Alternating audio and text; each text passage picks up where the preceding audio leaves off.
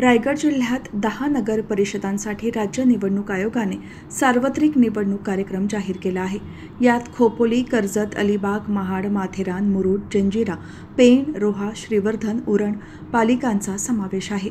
या निवडणुकीसाठी आजपासून उमेदवारी अर्ज दाखल करण्यास सुरुवात होणार आहे.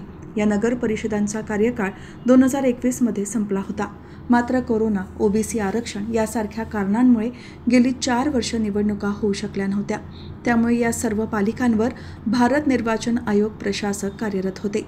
सर्वोच्च न्यायालयाने जानेवारी 2026 पूर्वी सर्व स्थानिक स्वराज्य संस्थांच्या निवडणुका घेण्याचे निर्देश दिले आहेत. त्यानुसार राज्य निवडणूक आयोगाने नगर परिषद आणि नगरपंचायतींचा निवडणूक कार्यक्रम जाहीर केला आहे.